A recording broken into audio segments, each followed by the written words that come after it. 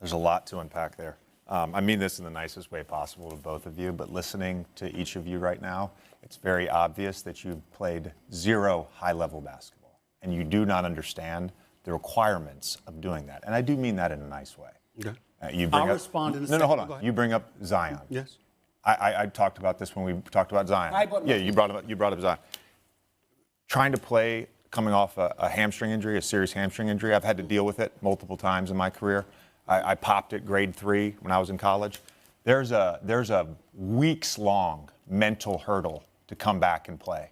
To be able to just do a simple closeout. A sprained ankle is very different than a sprained knee.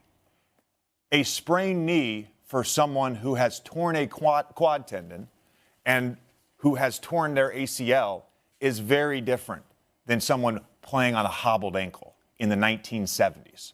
It's a terrible analogy. I'm sorry, it's a terrible analogy. I want to tell a quick story real quick. Because I think you bring up the medical staff, all this stuff.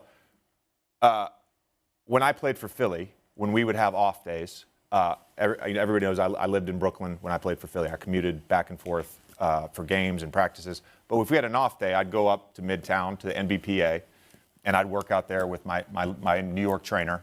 A basketball guy would meet me. A weight guy would meet me. We'd work on my body, whatever. So there was a week where Kawhi was away from the team. It was coming out of All-Star break. He was away from the Spurs, and I was up there working out.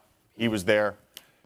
When I say this dude was so meticulous in his work trying to come back from that quad tendon, I remember, I'll never forget it. I used to do walking lunges with like 50, 55-pound dumbbells in each hand. This dude is doing slow walking lunges with 90-pound dumbbells in his hands with the wrap around his quad, which limits your blood flow.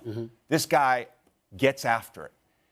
I understand the frustration with the load management issue. What we're talking about here and questioning his injury, and you say, I'm not questioning his injury. You just said we saw Paul George get hurt. We didn't see Kawhi get hurt. Let's give the guy some credit. He did it in game 1. He went out there and battled game 2. Guess what? If he could play, he would play. I want to get clarification on this worst superstar. Do you not have any empathy for someone who has came back from 2 major leg injuries? Okay.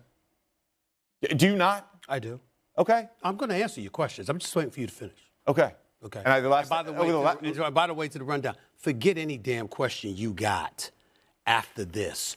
What he just brought up on a multitude of levels, I'm responding to this. Great. I just want to say one other thing real quick. Take your time. I just want to say one other thing real quick to answer the original question. Yes. Because I knew you were going to go off the rails here. Okay. And obviously I knew you would go off the rails here too.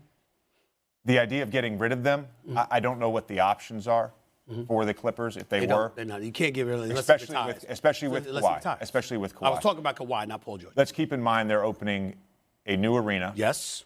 In 24-25. Yeah. They are the little brother in that city.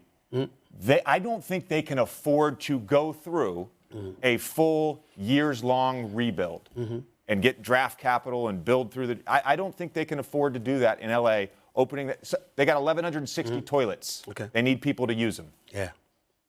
Finish? I'm done.